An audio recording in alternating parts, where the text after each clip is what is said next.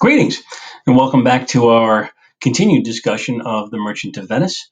We're going to take a look at Act 4 in this video lecture. Act 4, Merchant of Venice. What is it about? Well, primarily, it's about the courtroom scene. Act 4 has only two scenes in it, with the majority of it, the courtroom scene that we've really been waiting for. And what's it about? Well, I in parentheses here, I put the quality of mercy, and we're going to see an awful lot of use of this word in this act, in this scene. So we'll dive into that. For my money, this is Act 4 of Merchant of Venice is one of the most intense scenes in any Shakespearean play. It's also one of the most brilliant scenes in any Shakespearean play. Again, for my money, I think it's just so tremendously well written. 470 lines long, and just very, very cleverly sketched out.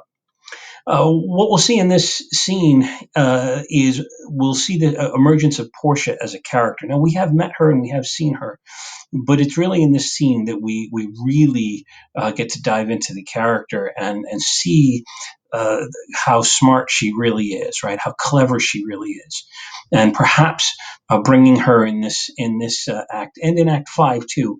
To the level of being perhaps one of the smartest characters in all of Shakespeare's catalog of characters.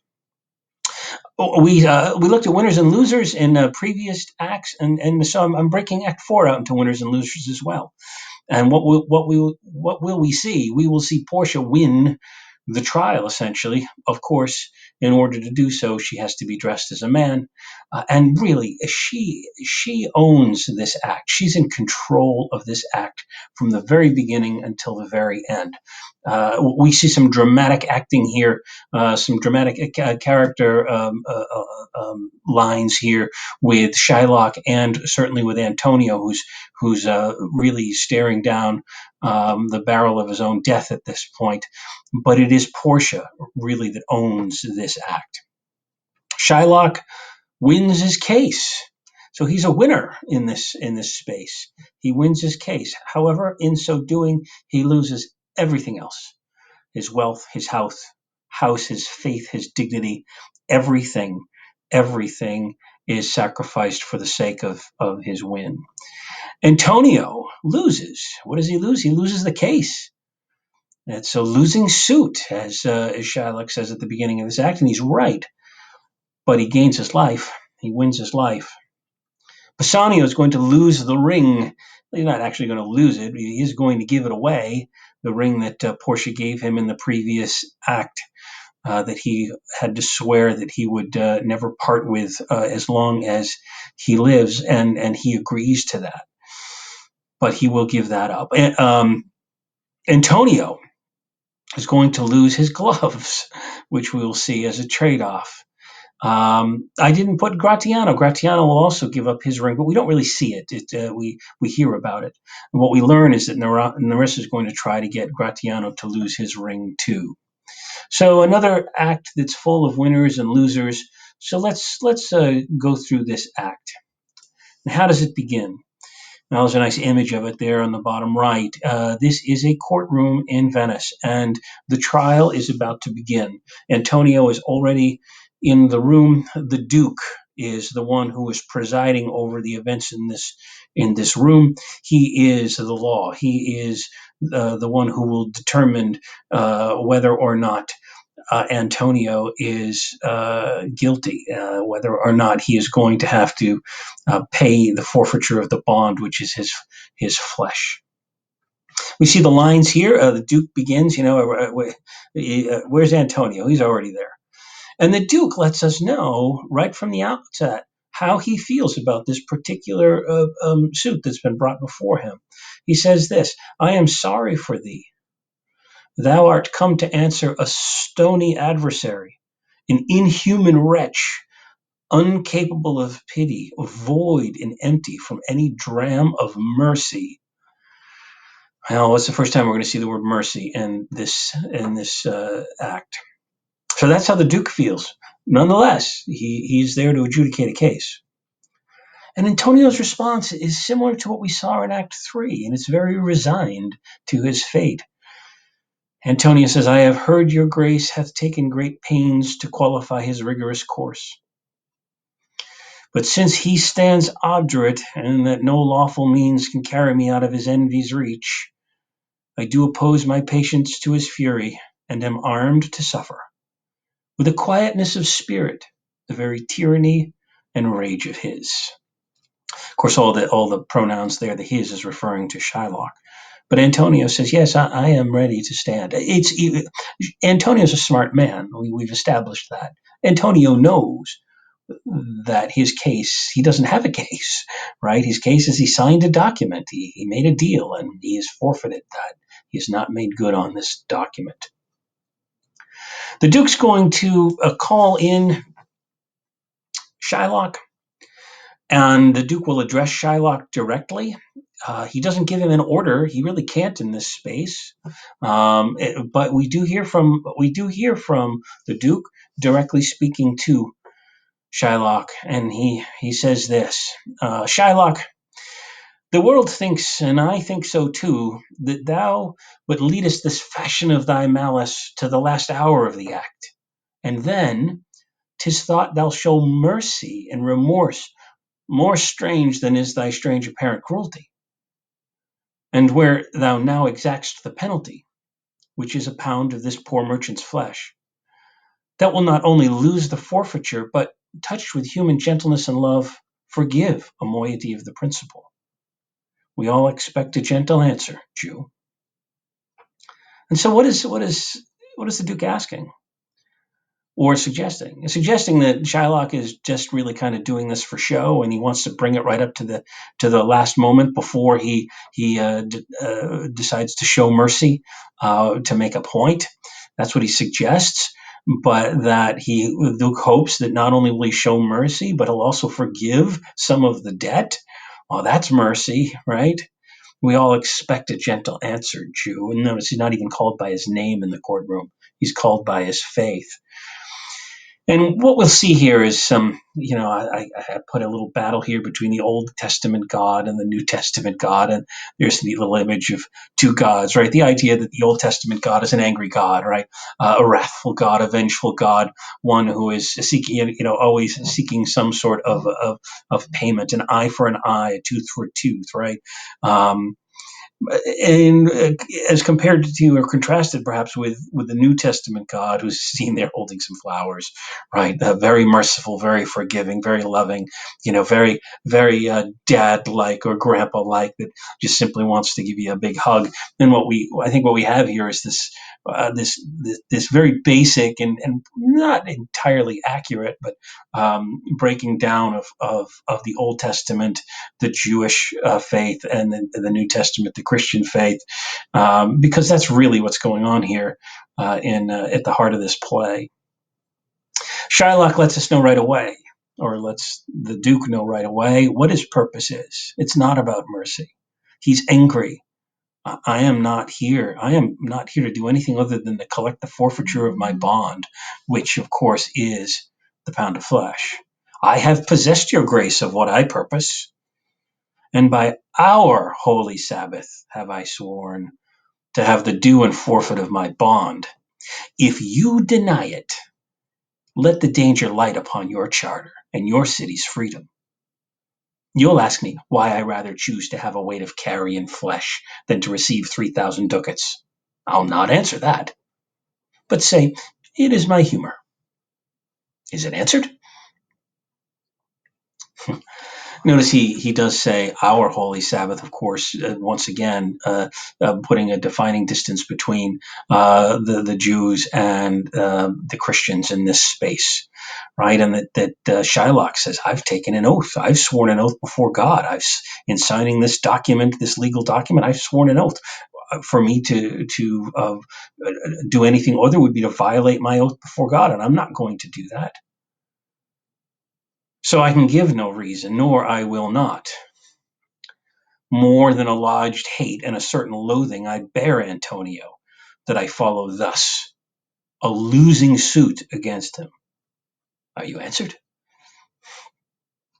I don't have to tell you, he says, what my purpose is, because I don't need to. I've got a legal document that says this is the forfeiture. But I will say something, right? I hate him, right? I loathe him. And this is why I follow this losing suit, right? He cannot win this. What's your answer? What's your answer, Duke? Antonio's response, and again, we get this division between the Christians and the Jews here. And remember your audience here, right? Your audience is entirely Christian in the theaters in London. And so the audience that Antonio says this to is, when this play first comes out, is a 16th century audience, late 16th century. So when we think about how they might respond to lines like these, they might nod their heads and say, "Yeah, that's the way I conceive of a Jewish person." And then we got to balance that with the 21st century audience, our response to these lines. And I think, for the most of us, I would hope that we look at these lines and say, wow, that's just so wrong, right? The words that come out of his mouth are just so wrong. But when we have to juggle this, right, as an audience today, and recognize that we have a different set of values today than were held largely at this time. So we have to have an acceptance for it. We don't have to like it. We can accept it. We can recognize that this is the way it was and listen to Antonio's words. He says, I pray you, think, you question with a Jew. You may as well go stand upon the beach and bid the main flood bate his usual height. You may as well question with the wolf why he hath made the ewe bleat for the lamb. You may as well forbid the mountain pines to wag their high tops and to make no noise when they are fretting with the gusts of heaven. You may well do anything most hard and seek to soften that than that which is harder, his Jewish heart. That's hard. Those are hard words, right?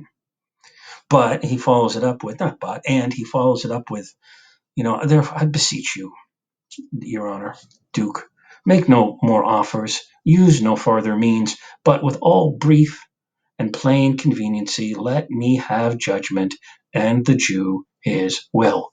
And Antonio's ready to die. Let's get it over with. He seems to be the only one in the courtroom who's prepared for this, right? Well, other than Shylock, who's come armed. But challenging lines for us in the 21st century to read this.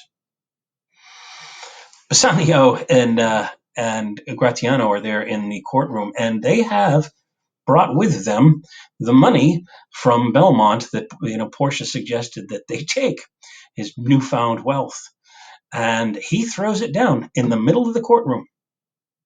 And he looks at Bassanio looks at Shylock, opens the chest and says, "For thy 3,000 ducats, here is 6." Bassanio's looking to pay off the note right here, right now, doubling the amount. Here's 6,000 ducats right in front of you. Take it. Oh, snap. That's a lot of money, right? You've got to imagine that, right? What would be happening in this moment in the courtroom is that there would be gasps, right? People have never seen this kind of money anywhere. And here's Bassanio just throwing it around. Take 6,000. Take 6,000 and walk away. Shylock's response. If every ducat, pointing to the ducats that are there on the ground now, if every ducat in 6,000 ducats were in 6 parts, and every part a ducat, I would not draw them. I would have my bond. Whoa. If there were 36,000 ducats there in front of me, I would not take them. I'll take the pound of flesh. The number that Shylock speaks here is interesting because it's also the same amount that Portia had suggested that Bassanio take when he left. That's not how much he took, but that's what she suggested. Take that, give him that much. Shylock is saying, I would not take $6.8 million, today's money, if it were offered to me. This is how deeply Shylock hates Antonio, and not just Antonio, but everything he stands for. The Christians that have besieged, as he says, my tribe, right? Right. The sufferance is the badge of all of our tribe, and Shylock feels as though he owns it. He's wearing all of the pains of generations, 1,000 years worth of Jewish suffering at the hands of the Christians, and others.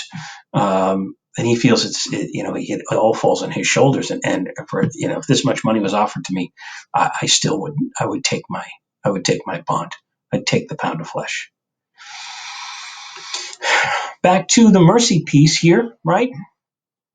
The Duke asks Shylock, right? How are you going to hope for mercy if you're not giving any? How can and the Duke brings it to a different place. The Duke brings it to a heavenly place, right? How can you hope for mercy if you're not going to give any?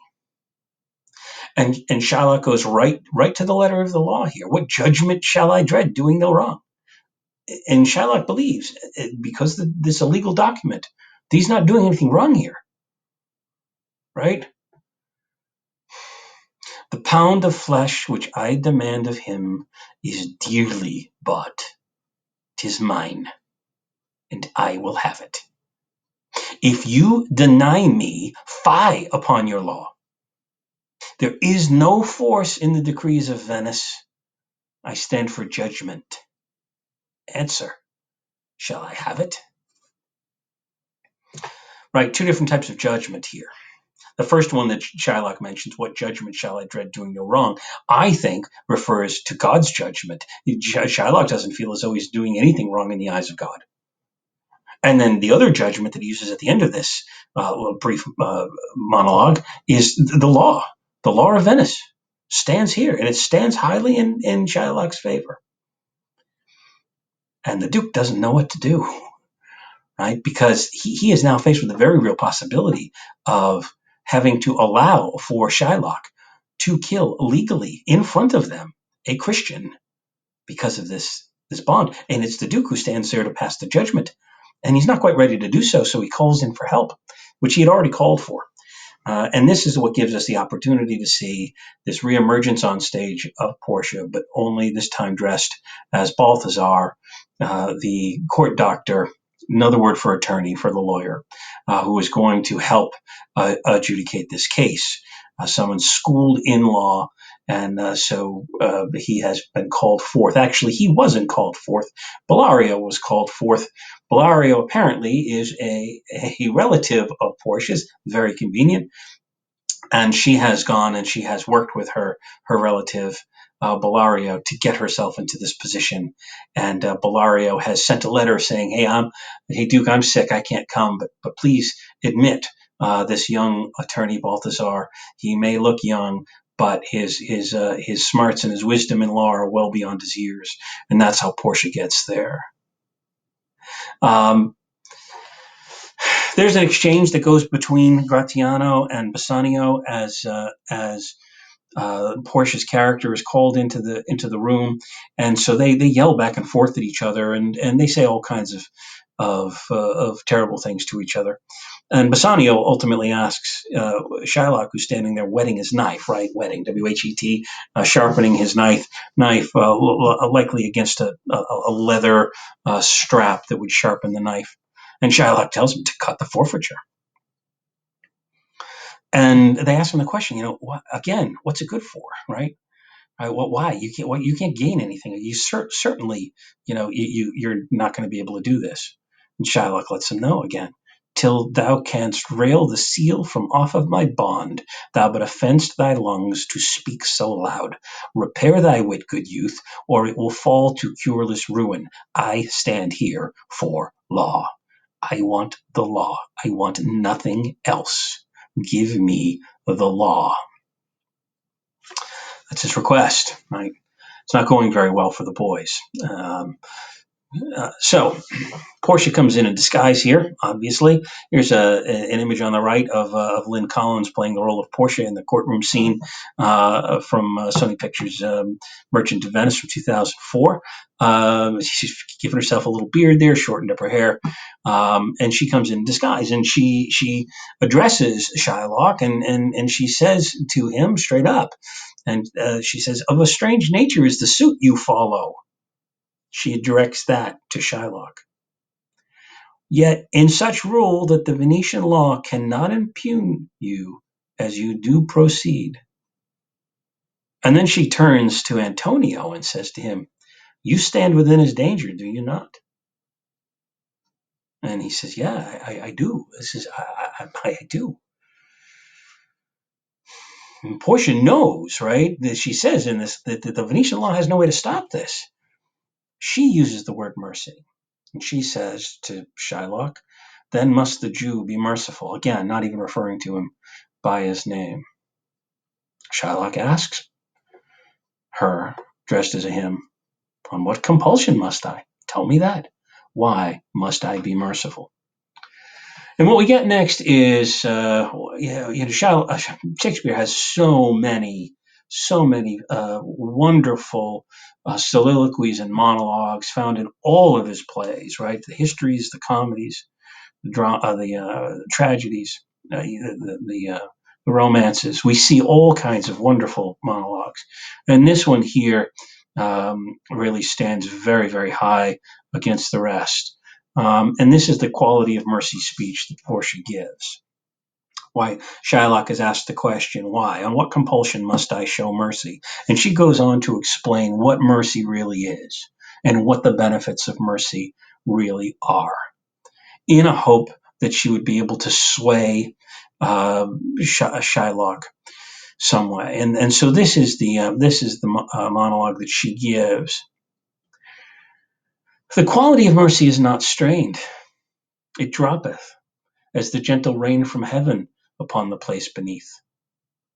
It is twice blessed; it blesseth him that gives and him that takes. 'Tis mightiest in the mightiest. It becomes the throned monarch better than his crown. His sceptre shows the force of temporal power, the attribute to awe and majesty, wherein doth sit the dread and fear of kings. But mercy is above the sceptred sway. It is enthroned in the hearts of kings. It is an attribute to God himself. And earthly power doth then show likest gods when mercy seasons justice. Therefore, Jew, though justice be thy plea, consider this, that in the course of justice none of us should see salvation. We do pray for mercy, and that same prayer doth teach us all to render the deeds of mercy. I have spoke thus much to mitigate the justice of thy plea, which, if thou follow, this strict court of Venice must needs give sentence against the merchant there. Right, Portia acknowledges, we're going to have to judge against Antonio. That's just there's nothing we're going to have to. But here's why you need to, right? Mercy fixes all things. It is mightiest in the mightiest. When the powerful show mercy, how powerful that is, because they can reach a greater number of people, right? It's kings have the power of the scepter, right? The power of the law, the power of the mighty hammer. But when those that are kings and leaders and sovereigns demonstrate mercy, the power that it has for the people, that's essentially the argument she makes. Shylock will have none of that. He won't take it. He said, "No, I crave the law. I want the law." And Portia says, "Well, this bond is forfeit." And lawfully, By this the Jew may claim a pound of flesh, to be by him cut off nearest the merchant's heart. And she looks at Shylock one more time. Be merciful. Take thrice thy money, pointing to the money on the ground. Bid me tear the bond, right? Tell me to tear this thing up. Take the money and walk away. I crave the law. I crave the law. I don't accept the money. I want the law. But Antonio has a moment to speak again, and he calls Bassanio over to his side, takes his hand as he had hoped that Bassanio would be there at this moment. We heard that in Act 3. Very resigned to his fate. Nice picture there of Jeremy Irons as he's sitting there strapped into the chair awaiting the knife. And he calls over Bassanio and he speaks to him very, very tenderly, very, very gently. Now, remember, this is the first time that Portia is going to have an opportunity to see Antonio and Bassanio's relationship, how close they really are, and why it was so important that Bassanio come back here. And Antonio says to Bassanio, I am armed and well prepared. Give me your hand, Bassanio. Fare you well. Grieve not that I am fallen to this for you. For herein fortune shows herself more kind than is her custom. It is still her use to let the wretched man outlive his wealth, to view with hollow eye and wrinkled brow an age of poverty, from which lingering penance of such misery doth she cut me off.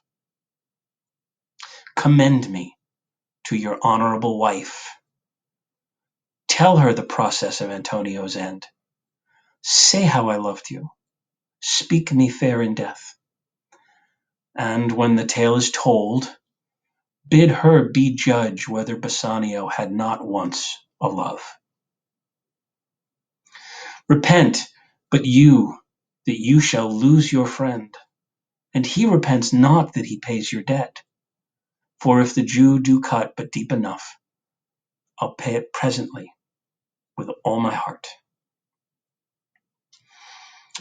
These are such powerful words, such sweet words that he says to his close friend, very close friend, Bassanio. The depth to which Antonio loves Bassanio is that he is willing to lay down his life for the needs, for the good of Bassanio. He knew that when he signed the bond. He didn't think it was going to go this way, but he knew that. And now he is most willing to pay it. You don't find friends like that a lot, right? And those are his lines. We get to hear some things going back and forth at this moment. Portia and Nerissa, of course, are in the room, and Bassanio and Antonio do not know that. And so they speak words to Antonio, which I think are true. They come from the heart, but they're not the types of things that perhaps either Portia or Nerissa would like to hear, the newly married women, from their husbands. Bassanio's response to Antonio is this: Antonio, I am married to a wife which is as dear to me as life itself, but life itself, my wife, and all the world are not with me esteemed above thy life. I would lose all. I sacrifice them all here to this devil to deliver you. Put ourselves in the place of Portia, who's just heard her husband say, I would give up my love to my wife to save you. You rate higher than she does. Your life rates higher than our marriage does. Gratiano, quick to respond too. Now Gratiano's a little bit more wild, and his response is even a little bit beyond that. And again, consider the fact that Nerissa was also there. Gratiano says, I have a wife whom I protest I love. I would she were in heaven, so she could entreat some power to change this currist Jew. So Gratiano just goes a step beyond and says, "I wish my wife were in heaven," which translates to mean, "I wish my wife were dead." Nerissa's right there, right? But why? So that, as a spirit, as an angel, perhaps she could help some way with heavenly powers to to fix this problem. Nonetheless, it's a guy saying, "I wish my wife was dead," and so keep in mind here how Portia and Nerissa are hearing these words. This is the first time, obviously, that they have met all of these fellers together in the same space. So it's a complex scene that's going on right here. It is not lost to the audience what's going on here because the audience is full well aware that both Nerissa and Portia are in disguise. This is next. Go ahead, Shylock. Cut your pound of flesh. Now, that's not the exact text, but Shylock now can cut the pound of flesh legally from the Christian. And what we have here is that big X. The X that I discussed in the comedy lecture that I have in this series, and the X that I've talked about since the beginning of this play.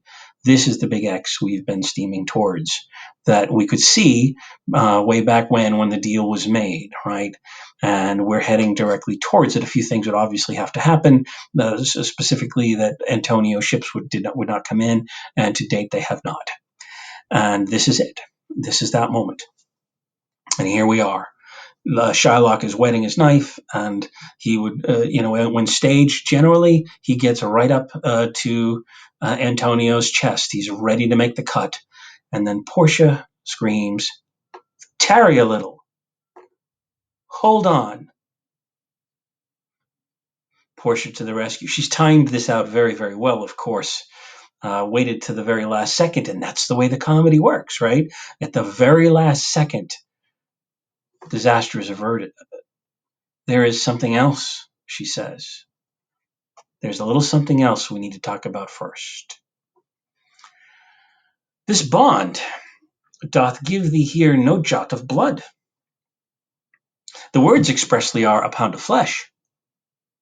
Take then thy bond, take thou thy pound of flesh. But in the cutting of it, if thou dost shed one drop of Christian blood, thy lands and goods are, by the laws of Venice, confiscate unto the state of Venice." Portia, she's read the law. If it is found that an alien, and the Jew is an alien, sheds a drop of Christian blood, they have to forfeit all of their goods and lands. That's another law. So Shylock can legally cut into Antonio and even kill him because he can. These laws are there, and there we have it. Right there, we have the big X that at the very last second gets avoided. Right, are avoided. Shylock asks, "Is this the offer? Is this the law? Is this true? Is this the law?" "It's the law, Shylock." And he thinks for a minute. He's like, I don't really want that. I'll tell you what, I'll take the offer. I'll take the money that's on the ground here. Pay the bond thrice, let the Christian go. And Bassanio runs, he says, "Here's the money." And Portia stops him, soft. "Nope. The Jew shall have all justice. Soft, no haste. He shall have nothing but the penalty. He forfeited the money. It was offered to him, and he said no. He did that in a court of law. No, I won't take it. So now the only thing he can take is the penalty. Right? If you want anything at all, you must take the penalty. And of course, if he does and sheds a drop of blood, all of his lands and goods are forfeited confiscated by the state." She says, "Therefore, right, prepare to cut off the flesh. Shed thou no blood, nor cut thou less, nor more, but just a pound of flesh. If thou cutst more or less than a just pound, be it but so much as it makes light or heavy, in the substance or the division of the 20th part of one poor scruple. Nay, if the scale do turn, but in the estimation of a hair, thou diest, and all thy goods are confiscate. He shall have just the justice and his bond. But make sure you cut wisely. Make sure you take only a pound. Not less, not more. Now what's he going to do, right? Now what's he going to do? Shylock says, fine, the devil give him good of it. I'll stay. No longer question. I'm out of here. Fine. And Portia's like, hold on. Wait just a minute. She's not quite done yet. She's not quite done yet. She says, it is enacted in the laws of Venice, if it be proved against an alien that by direct or indirect attempts he seek the life of any citizen, the party against which he doth contrive shall seize one half of his goods. The other half comes to the privy coffer of the state, and the offender's life lies in the mercy of the Duke only, against all other voice. In which predicament I sayest thou standst. For it appears by manifest proceeding that indirectly and directly too thou hast contrived against the very life of the defendant, and thou hast incurred the danger formerly by me rehearsed. Down, therefore, and beg mercy of the Duke. Portia for the win. Now his life is in the hands of the Duke. It's up to the Duke to determine whether he's going to live or die, because she's just proven that he tried to kill a Christian, and that's against the law in Venice, and this is what the penalty is. A couple of winning photographs there. They're both Patriots. Malcolm Butler, Super Bowl win. Gronk, Super Bowl win. Oh, it was a grand, grand era. Portia asks Antonio, what mercy can you render him? Because all of his money is going to, half of it's, everything he owns now, half of it's going to the state, half of it's going to Antonio, right? And his life now in the balance at the hands of the Duke. Antonio says, so please, my lord the Duke and all the court, to quit the fine for one half of his goods. I am content. So he will let me have the other half in use to render it upon his death unto the gentleman that lately stole his daughter. Two things provided more, that for this favor he presently become a Christian. The other, that he do record a gift here in the court of all he dies possessed unto his son Lorenzo and his daughter. The Duke says he shall do this, or else I recant the pardon that I late pronounced here. The Duke tells Shylock right after Portia's announcement that you'll see the difference between us, because before you even ask me, I am not going to kill you. I'm going to spare your life. Antonio says, if the court so pleases, not to take the money, your half, and let's set it up for his daughter and his son-in-law to have when he dies. Could you do that and have him write a deed that when he dies, anything he's got left goes to them? But more importantly, too, is that he must become a Christian. He must become a Christian. What does this mean? Well, it means he loses his faith. And how does he do that? Well, he's not going to be allowed to live in the ghetto anymore. Because he's now required to become a Christian, he will not be welcome in the ghetto. He will not be welcome amongst the Jews. And they may not welcome him anyways based on the way he behaved in this court. But now he's got to become a Christian and live amongst the Christians, who we know spit on him and hated him from the very beginning. Do you really think that anything's going to change now that he's forced to become a Christian? Shylock becomes a man with no nation. He becomes a nothing, with nothing. And he begs for death, says, please, no, please, take my life. Right? Just take my life. But no, They won't. That's not what they're going to do. Scene one, at the end of this, and it continues into scene two, so it really moves outside of the courtroom somewhere, and that's how the scene changes, I believe. And now we get to see the ring trick that happens, right? Antonio and Bassanio are going to go chase down Portia, dressed as the lawyer, and offer the lawyer the 3,000 ducats that are sitting there on the floor, saying, "Look, it's the least we can do. Take the 3,000 ducats, please." That was offered to the Jew. You earned it. And of course, Portia says, "No, no, no. I'm happy in a job well done." But here's where she's going to get a little bit tricky because they do press her and they say, "Please, please, let us, let us give you something." And she's like, "Okay, fine." She takes Antonio's gloves from him. "Let me have your gloves." And then she looks at the ring on Bassanio's finger and she says, "I'll take the ring you've got there." These are Marissa's lines that she's going to say in Act 5, right? "You swore to me when I did give it you that you would wear it till your hour of death and that it should lie with you in your grave." But that's essentially what Bassanio had said to Portia too. And he draws his hand back. He says, "No, no, no, I can't give you this. I can't give you this." And Portia says, "Oh, sure, right. You teach me to beg, and then once I do beg, you turn me away." And he says, "No, no, you don't get it, right? This ring is dear to me. It's given to me by my wife. I'll find the most valuable ring in all of Venice, and I'll get it for you." And Portia says, "This is really the only thing I wanted, and I don't think your wife would have been upset for too long if you gave it away." But he doesn't. Portia walks away, and Antonio kind of taps Bassanio on the side and says, "Hey, dude, what are you doing? Right? Don't let your wife's commandments stand above and between our friendship. We owe her that. Go give her the ring."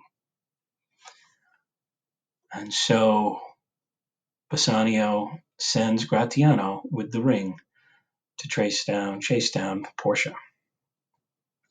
So he gives up the ring. Whose fault is it? Is it Portia's? I mean, she puts him in a position, right? She's the one who backs it. She knows what. Interesting thing, right? She knows where the ring came from, and yet she's the one who's trying to pry it out of his hands. Why is she doing that? Is she testing her husband? Yes. Is it her fault? Is it Antonio's fault? Who says, "Hey, you got to give up the ring." Is that his fault, or is it his own, or is it somewhere in between? Is it somewhere in between? Well, as this scene ends, we will see that Nerissa will also get Gratiano to give up his ring. We'll find that out in the beginning of Act 5. And so comes to a close the most exciting act in any Shakespearean play, says me. And we're going to move on to Act 5 in the next video. And I look forward to seeing you then.